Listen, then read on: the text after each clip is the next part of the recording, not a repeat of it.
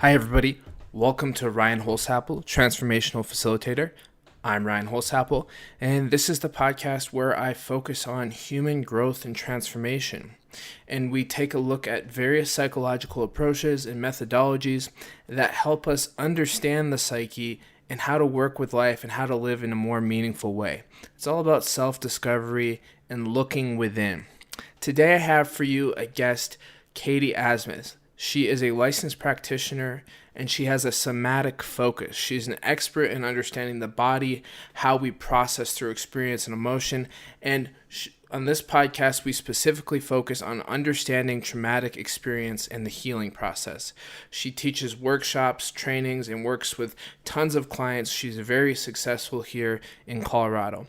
You can check out her website at wilderness-therapy-institute.com. I hope you enjoy this podcast. This will be the second of Ryan Holsapple, Transformational Facilitator. It's really an honor to be able to reach people who are interested in psychology and personal transformation and getting more perspective on growth and change. With all that being said, enjoy the podcast today, and you can look forward to hearing from me again soon. One of the questions that I wanted to ask you is, where do you see the value of the therapeutic work as far as the long-term vision, whether it's from a humanitarian perspective or more from an individualistic perspective? What is the ultimate reason that keeps you going and doing this work? Meaning like general therapeutic work, all of the therapeutic work? Yeah, general, yeah, like the fact that you're interested in supporting people and working on themselves and healing and growing. I mean, and healing's a big word that I've heard you use on your website and different areas. So yeah, oh my gosh, that's a great question. It's so big. Yeah. So one thing is, I feel like there's nothing else I'd rather do. And in some ways, it feels like a privilege to be able to have the space and the time and the resources and the capacity to spend time really specifically focused on healing and self-growth. And I believe so strongly in the wisdom of our body minds to heal, that we are always moving toward health or trying to move toward health and wholeness, and we have the capacity in our physiology to heal, whether that's physically or psychologically or spiritually. But sometimes we get stuck in ruts and our habits, right? And so sometimes we need support, whether that's medical intervention or psychological or just emotional support, to kind of get back on track and connected to our own resources and capacity to heal. So I feel super committed to that, and in awe of humans and in awe of our capacities. And what I find over and over in working with clients is that in giving information, like we call it psychoeducation, right? That often people say, oh my goodness, understanding this gives me a sense of hope and possibility, that you understand what's actually happening. And when I understand the client, or when we understand what's happening, there's much more possibility to also understand and hold space for the healing process to happen. Right. And then also, I say this often as I'm teaching, I feel like what we're doing, what I'm doing in therapy and even, in all the healing work, coaching, teaching, that it's world peace work, because I feel like it's really starting here. And this is what we have the most influence and control over. And if we heal ourselves, that's only going to ripple out to our relationships, to our families, to our interactions on the streets, to the world. And so I just think of all that work as impacting world peace. Wow. That's a great answer. Nice. A few things came up for me. One is something I heard recently. I was listening to Dr. Gabor Mate. Oh, yeah. And he was talking about agency and reconnecting people to their own sense of agency. Yes. And how when we have very difficult life experiences, sometimes some of us can lose a sense of power or a sense of free will, that we have a choice of how we show up or even how we feel at some level. And so to me, like, it's part of what I envision when you're talking is that there's this way in which when we access our bodies and we do the work on ourselves, we can kind of recapture a creative sense of identity or something. Yes, and agency. Yeah. Well, and as you say that, as you know, I do a lot of trauma work and teach therapists about working with trauma from a somatic perspective. And the way that the definition of trauma that I use is the body's response, or the body-mind's response to a life-threatening or perceived life-threatening experience that does not fully sequence through the body. Right, which is there's something happens that's scary, life-threatening or perceived life-threatening. We have all these responses, adrenaline, cortisol, fight, flight, freeze, whatever happens. And, as an animals are built to move that through their bodies. Yes. But because of our big brains, our frontal cortex, there's a lot of ways that we stop it. And what happens is then our bodies feel the sense of activation or freeze, and then we're walking around the world in that way. And in trauma, with that definition of trauma, always there's a component of not having choice. Yes. Right? That we didn't actually have agency. In that moment. Yes, that was taken away. Our choice, our control within the context of danger. And so when that fear response when it does move through the system, what happens is there's a sense of relief. And with that, there's a felt sense of, oh, I'm okay. Right. I'm okay. I made it through. I still have agency in my life. And when we don't sequence that, what happens is we're stuck in some semblance of fight, flight, or freeze, which then we feel like we don't actually have choice. Right. And then we recapitulate that, or it gets, it happens over and over again in our lives because we start perceiving the world from that place of not having control or agency.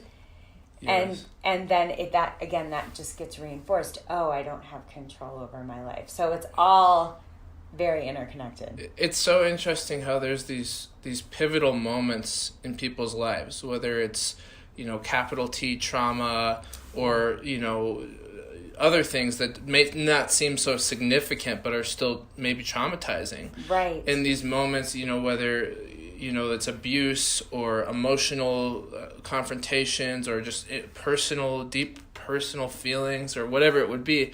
Yeah. And there's this sense of those intense moments get carried with us and then unconsciously repeated over time. Yes. And, to the extent that there might even be some things I'm carrying that I no longer remember. Right. That right. I'm. Yes. And one piece that I've really kind of really gotten from EMDR, which is some of the work that I do, eye movement desensitization and reprocessing therapy, which is that along with whatever the incident is that happens and our bodies have this response, we tend to take on a belief about ourselves or the world in that moment when it's not resolved, such as I'm bad or I'm not safe or whatever, or it was my fault, something like that. Right. And again, what happens is if we don't fully move through that, and then as we move through it, we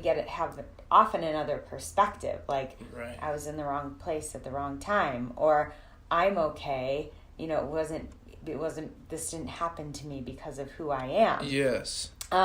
If that doesn't get resolved, then we take this belief, which is often not in our the forefront of our mind, and again we start living in the world with this belief, I'm bad, or I'm not safe, and again things happen out there and we see it reinforces that. See, it's because I'm bad. See, it's because bad things happen to me. Right. And so again there's that the belief that gets kind of tied in and is part of what keeps reinforcing that state. And it sounds like oftentimes the belief is self-blaming. Yes. Is what I'm hearing. Is that right? Yes, which I have this theory. I don't know if I've ever heard anyone else say it this way, but what I often say to my clients is that So shame, right? Then we take on shame. It's my fault. I'm bad. Often there's a sense of shame with that. And what I see it as is a false sense of control. Because when we're in those situations and we have no control, especially as a child, in an environment where it's maybe ongoingly abusive or dangerous or whatever else might be happening, it's terrifying to say, I have no control. Because if I have no control, anything can happen. So there's this way, and I think it's just a function of how we're built, in our brain and our development. But there's a part of us that goes, it must be my fault. Because if it's my fault, that means I can actually do something about it. Or I could have done something about it. And so even though there's this very painful experience of shame or bad or whatever the nuances that might go with it, there's also this way in which some part of us feels like we actually have more control. And so which is safer in some ways than totally being out of control. Yes. Yeah. Wow, that's brilliant. And I often find when I share this with people as I'm doing, therapy or coaching or whatever we're doing, it makes sense. And there's something about having that understanding that gives our systems, our body minds, a little bit more space to actually feel the terror, to let that move through that thing that we couldn't feel because it was too scary, which is amazing. And then it creates another possibility to actually let go of the false sense of control. Then we land and feel our actual sense of control and agency. With how we respond to what's out of our control. Yes. There's a cliche in the 12-step programs, the serenity prayer. Grant me the serenity to accept the things I cannot change, and the courage to change the things I can, and the wisdom to know the difference. Yes, I love that's that profound prayer. In a way, that prayer. Yes. Yeah. Oh my gosh, that's perfect. That's what you're saying. Of that right there. Yeah. Yes. Yeah. Yes. Well, there's this ongoing struggle in me because, on one hand, studying with Dr. Strachan, you get the extreme side of everybody does whatever they want to do at any given moment, and then they make up a story. And he's not a huge proponent of the trauma narrative. Right. Because in his opinion, you can only be traumatized if you're traumatizable. Right. From a predisposition. So on one hand, I've got him, yammering away and saying these things. On the other hand, there's this other part of me that's saying, well, yes, and we're all human. And we although we're all unique, to Strachan's point, which is a brilliant point, that shouldn't be overlooked, we're all human, and we also experience similar things, and we all have to deal with struggles and, call it whatever you want. But the reality is things seem to get stuck somehow. It seems to me. I mean, I could be wrong about that, but it seems to be something we could safely say. Yes. Right? Well, what I would say, a couple comments here. Yeah. One is that, I often say to be human is to have some level of trauma, right? Whether that's, like you said, big T trauma, something on the high end of the spectrum that a lot of people would think is something that would be traumatic, to the low end, which might be, we're walking down the street and something flashes in front of us and we startle and we're already having a bad day and we get super activated and never come back down, right? I mean, that's... Right. But there's a spectrum, and I think we can't, because of our socialization, really, and hearing, like, big girls don't cry and don't do that, you're making a scene, and all the things that we're told, we stop our emotions, we stop our screaming, we stop our, crying. Babies just do it. They just express whatever's moving through their bodies, and then, they scream, and 10 minutes later they're laughing. And there's all these ways that we learn, that we're socialized to stop our responses. And so between, just the natural events of being human, the fears that come out of nowhere, that may or may not be actually, very impactful in our life, there's a lot of ways that our systems can go into fight, flight, freeze and not actually move through. And then I think there's a key piece that my understanding of what, Roger talks about, the way that I would personally interpret that from my lens, is that, an incident happens, your response is going to be different from my response or someone else's response, which is really based on many things, right? Based on genetics, based on your perception, based on trauma work what we call resiliency factors, which are what are all the factors in your life building up to this point, whether that be, culture, sexual orientation, physical health, resources, on and on and on, right? That impact your perspective, impact your sense of safety, impact your capacity to get support, and all the experiences you've had thus far. That something happens for one person, I may have a trauma response, which to me is really a biochemical, neurophysiological response, and you may not, or you may have a lesser one and be able to move through it. And so our responses and reactions and experiences might be totally different. Totally. It's so nuanced. Yes. Yeah. And exactly. With Roger, there's a lot of value in really focusing on the uniqueness. But in order to have any coherent model to talk about, there's a sense of needing to be able to, not to generalize, but to focus on what's shared as well. Yes. But that was great. Thank you for all that. My next question is, so you actually had in here, how do you define trauma? And you just dove right into that. That was perfect. Great. My next question is, this is kind of a segue from what we were just talking about. This is like an ancient philosophical argument, like the essentialists and the existentialists, right? So on one side you have who we are is inherent, and then on the other side you have existence precedes essence. So we exist, and then we make up an essence based on those experiences. I always feel like I try to orient myself somewhere in between the two, because I do feel a sense of identity that is underneath like the structures that we've experienced in society and life experience. And I also feel like all that experience adds a sense of, texture and context, and it's not one or the other. One thing I'm aware of, to kind of wrap this long-winded question up, in the trauma field, is a lot of stuff that gets said is pointing in the direction of you are what happens to you. My critique of that is that it leaves out some of the essentialists' viewpoints. Where do you stand on this idea? That's a great question.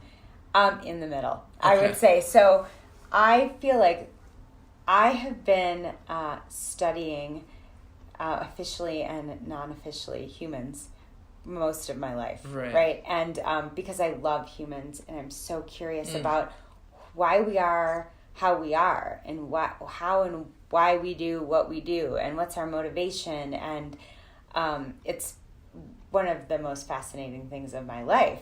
And I think that, I've read all these theories for years, and I've been working with people for 30 years and trained in counseling psychology for 21 years. I started going to school studying this, and I've worked with thousands of people in different contexts. And what I really think, it's a combination, because if you look at babies come into the world with a personality and a temperament, and like Roger's parts work model, you see from the very beginning personality, preferences, ways of responding. And then of course our environment impacts us. If we're in a tense, hostile environment, that's going to absolutely impact our development. If we're in a relaxed, more loving, nurturing environment, that's going to impact our development and beliefs about the world. There's also the whole attachment theory and body of work that Gabor Mate works with, and which I feel also very strongly impacts us. Which is really how we bond with our primary caregivers. Primarily 0 to 18 months, though it can go on for the rest of our lives, which sets up a template for ourselves about people and about the world and our capacity to self-regulate.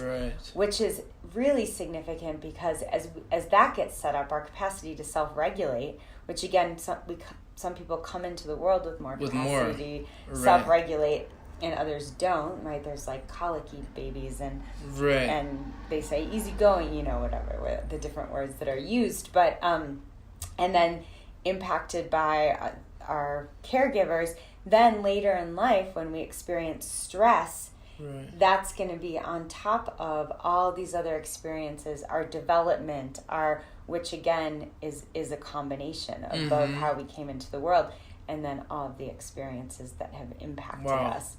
So I think you can separate that. And, how many times do you meet people from the same family who have very different personalities? True enough. Very different ways of coping in the world. Yeah. Sometimes there's similarities, but again, one person can cope in a way that's actually very harmful and dysfunctional, and another person might be extremely responsible and overachieving, and both of them are coping mechanisms, but they really play out in very different ways. So I just think really that both are impactful, and for some people, what they come into the world with, the nature is much stronger than the nurture, whereas other people, depending on whatever probably the genetics are, right, the nurture can be more impactful. Yeah, that's one of the best answers I've heard, and the reason I say that is because it's so nuanced. One of my biggest complaints is that people, they get sucked into one view of things. For example, the social constructionists, everything's a social construct. Right. It's like, it drives me nuts. I'm saying, come on, you gotta go a little further than that. Like that doesn't do it for me. But then on the other hand, you can get too essential and say, oh, it's all determined. Right. Your whole life is mapped out. So thank you for that. I appreciate the nuance. It's refreshing in a time where things tend to get, kind of just straddled into this really tight space. So yes. Thank you. Well, and I think based on, so many people that I've worked with, I always have this question, why, one person that has the most horrific, challenges and abuses in their life, one person can become the most functional person on the planet while someone else can't get out of bed, or someone has been given everything. And again, one person takes that and is able to, step into a career of helping others while someone else, again, has a hard time holding a job and not getting out of bed. And so it's just like it's so not simple. And the differences aren't good or bad. Right. Right? Like, it's easy to assign value. Oh, you're more resilient, so you're better. Right. But it just is what it is. Right? Like, yes. I know that there's that. It's easy to start making value judgments about all this, Right. Yeah. Yes. And what we value might not even always be healthy here. Yeah.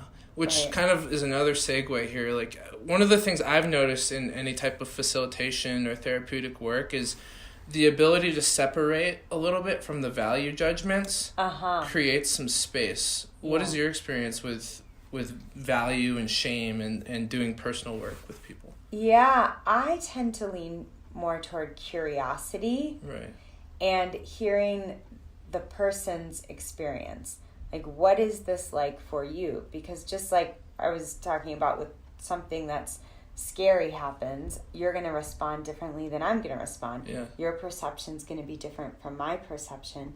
So I might think, wow, that sounds hard, or that sounds challenging or scary. And I might even say that. But, I don't actually know what your experience is. And so as I'm working with people, I really, two things. One, tend to lean toward curiosity and hearing your experience, hearing the other's experience. And the other piece is I really believe that every impulse we have comes from a place of health. The way that we live it out isn't always helpful or nourishing, or might get us in trouble, etc. But the impulse itself is based on a basic need. Attempt to move towards the sunlight, like the tree. Right. Yes. Yeah. And so for me, there's a sense of both curiosity about what's the health here, what's actually underlying what's already happening, and what's your experience of it. Right. Because, I might think that, oh, this sounds really challenging. You might say, I feel really empowered doing this thing. Right. Or in this experience. Yeah. So what about the value that someone imposes upon themselves? Like, for example, if I say, well, I'm depressed, and then I feel ashamed about feeling depressed because it's not good to be depressed. Like you were talking earlier about how sometimes we get stuck in these, something bad happens or something, we carry something with us and then we have a story about it. Yes. Like, yeah. I'm bad. Yeah. How do you work with that? Well, as you say that, I think about a couple things. One is that there are layers of our experience. So especially when there's something that's traumatic, there's the experience, right? And then there's the physiological response. There's the beliefs that go along with that. There's the feelings that we have toward that. And interesting, in chronic pain studies, what they found is the feeling toward the pain impacts the level of pain more than the pain itself. And I think the same is true psychologically and emotionally. They found that? Yes. Wow, that's an amazing find. Yeah. And so similarly, emotionally, right, we have the experience of depression or whatever it might be. Mm-hmm. And then we have the feelings toward it, right, that actually exacerbate it and make it more painful, the way that we actually treat ourselves. That's so fascinating. I've always said for a long time that someone told me this statistic a while ago that so-and-so percentage, like over 50% of car accidents are caused by overcorrections. Whoa. I don't know where I could find that again, but I've always thought that. I've always thought that the way that we respond to the phenomenology of the moment is more impactful than what's actually happening. Yes. Wow. Yes. Thank you for that. Yeah. It made my day. It's so great. Yeah. And so depending, I mean, I'll do a lot of parts work as well. Yes. Different models of parts work, because it really starts to look at what are we saying to ourselves mm-hmm. about this? What are our fears? How can we bring more self-compassion in? Mm. How can we bring more compassion into our own system versus adding more abuse from the inside, because that's only making things worse. Right. And so that's where I tend to start is, how are you feeling toward yourself? How are you feeling toward what's happening? And start to work that layer. Yeah. Oh, I can so relate. Like, I notice with me when I start getting in a hard time, mm-hmm. Like all the transitions I've been going through lately, I'm dealing with, like, sometimes I just feel disconnected, or like things aren't clicking the way I want them to. And then all of a sudden, like, that feeling is one thing. And then I come in and I start laying some heavy trip on it. Like, mm-hmm. oh, you're not focused enough. And, you haven't done this, and this. And then what happens is it exacerbates the primary phenomena, which was that I wasn't feeling I was feeling a certain way. And then it almost adds fuel to that fire. Yes. And one of the things that has really helped me over the years is when I notice something, and this is meditation really, is to just watch it. Yes. And say, oh, that's interesting. Like, I'm experiencing this. Yes. I'm having this experience. And it's amazing how it has less and less power over me. Yes. That's a great description. The other piece that I think is really important in here, one of the beliefs that I have, and kind of the ways that I kind of verbalize this that you're speaking to, is I think many of our problems or challenges as humans come from an inability to tolerate sensation and energy in our bodies, both positive and challenging. And so what happens is, in anxiety, I'll just say, or depression, two words that we use a lot, right? There's a sensation happening, and then we're afraid of it. We don't like it. We start judging ourselves as an attempt to control it or get rid of it. Wow. And really, it's a particular life energy moving through us. And if we can create space, physical space, emotional space, to name it, to recognize it, it actually often moves. It doesn't stay the same. And granted, this is complex. I mean, I know there are some ingrained biochemical patterns that people can experience. So I don't want to be super simplistic about it. Yeah. But, when we give it space, when we recognize, get to the most subtle, like, oh, tight chest, oh, energy running down my arms. Yes. Then it can keep moving as opposed to solidifying. Wow. And same with what's good, yeah. And the Gay and Kathleen Hendricks, they talk about the upper limit, that when we start to feel too good, it scares us and we do something to stop the good. Oh my God. Right? That happened to me like a week ago. I had this amazing day. I was out in the wilderness and I was feeling really meaningful and like my whole life was orbiting in a specific way that felt empowering. And then I joked with someone. I was like, I gotta go home and get in a fight with my girlfriend because this is too intense. Yes. I gotta bring the energy back down. Yes. You know what I mean? Yes. I didn't do that, but Right. it was a way Great of that making you noticed fun it. Yes. of the tendency to try to thwart it because it was like this expansive, enlightening experience I was having, and yes. part of me couldn't tolerate accept it. Yeah. Yeah. Yeah. Which is really, really human. And so honestly, half of the work that I do with people, even with trauma, is tolerating good feelings. Because the same part of our brain that registers positive feelings, also it's the same part that registers our challenging feelings. And most people want to feel good. And so when we actually work on tolerating feeling good, it's helping us tolerate feeling and tolerate feeling energy and a way in so that we can start to befriend that and not be as afraid of that. And it just increases our tolerance overall. Right. And it's amazing because just like with, trying to get away from the challenging feelings, often when we start to feel good, one common experience is for the critic to come in or the fear to come in. Right. Which self-critic, right? Yes. Yeah. Because our survival brain can have this habit that says, if we've experienced trauma, that says, I like to say, this part of our brain says, I'm not going to let this happen to you again. Now I'm going to look for the danger. I'm going to look for the danger so that this doesn't happen again. So when we start to relax, that part of our brain kicks in and says, no, don't relax. Something bad's going to come out of nowhere.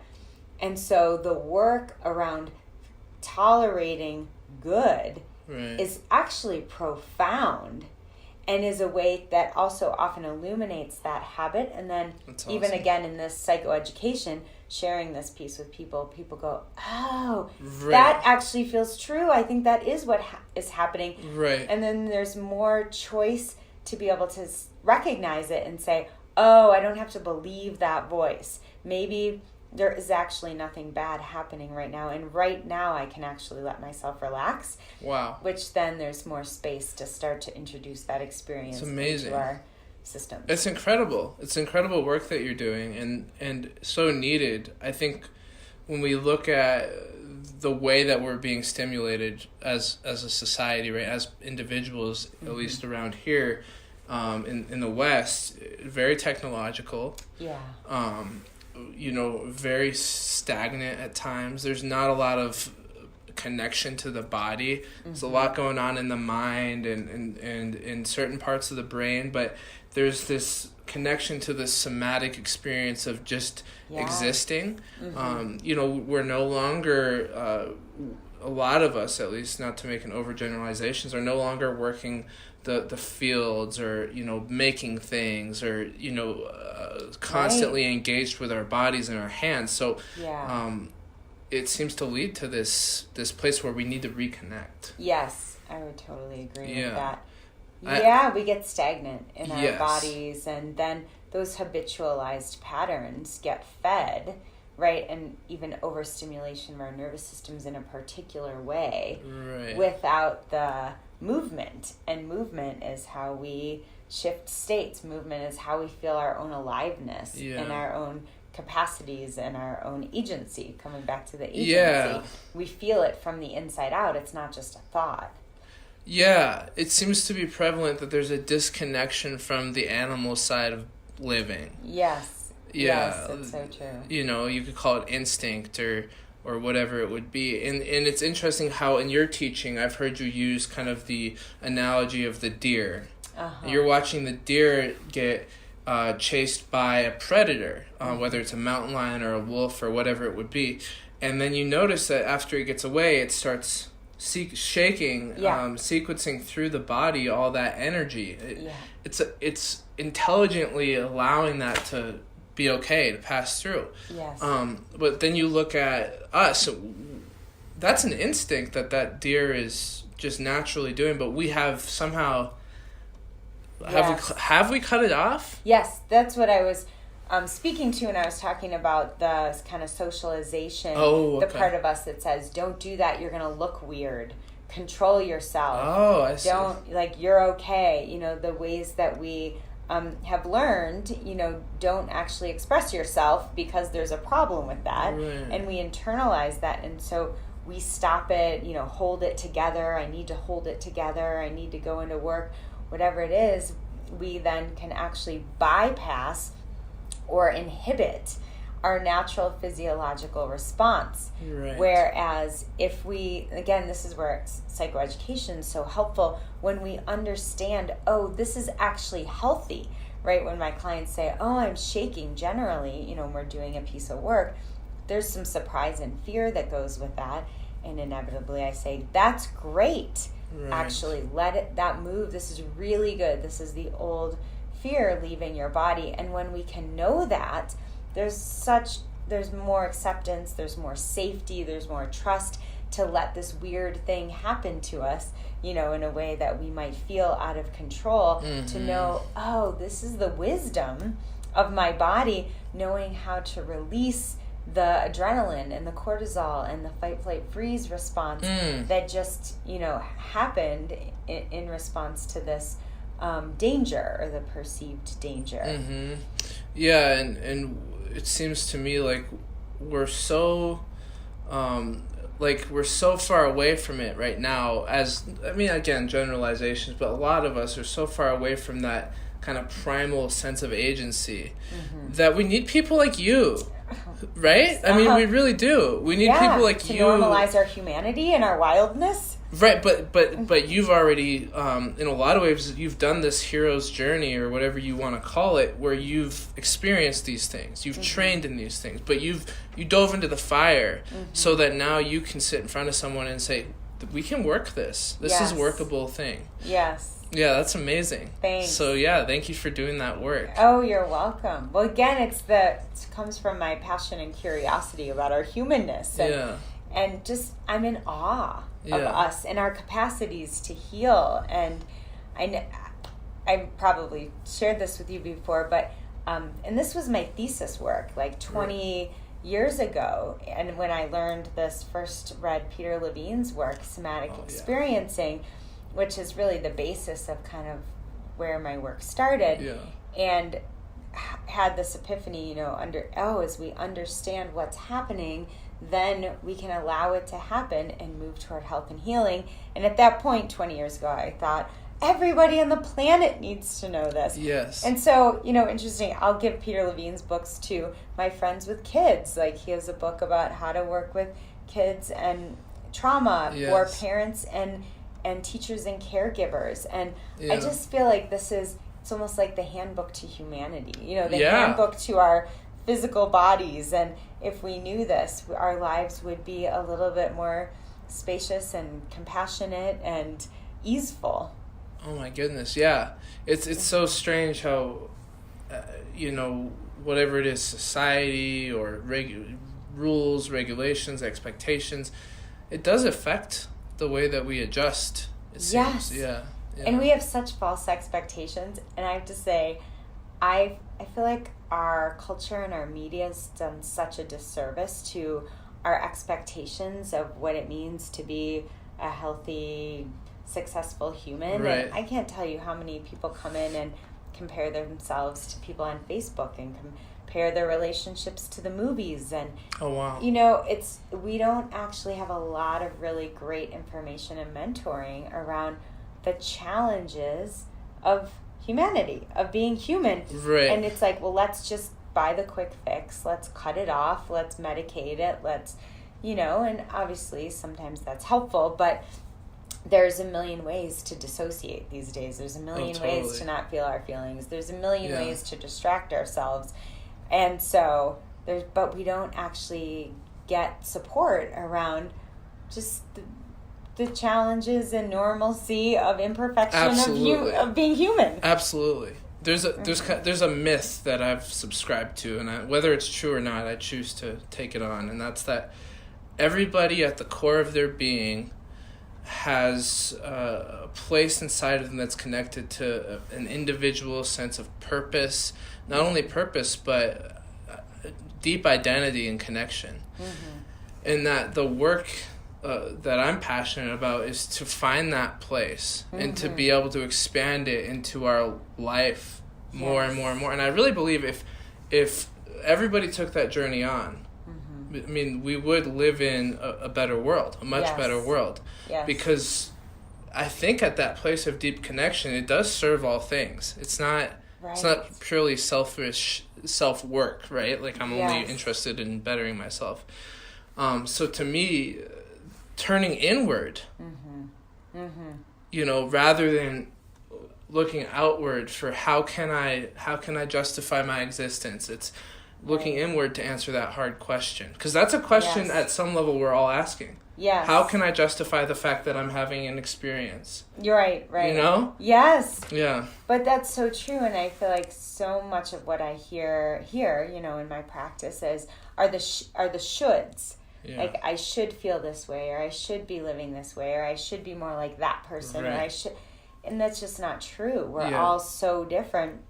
I like to say, know yourself and set yourself up for success. Know yourself and find what are the ways that I need to live. What are my preferences? What are my needs? What's my rhythm? You know, what time do I need to go to bed? How many hours of sleep do I need? Right, individuate. How much self-time do I need? And everybody's different. Yes. But we get so caught up in that there's some right way, or that I should be more of this or less of this, and it's so much. There's so much painfulness then, right? It's how do we feel toward ourselves that makes it more painful. Oh my gosh, yeah.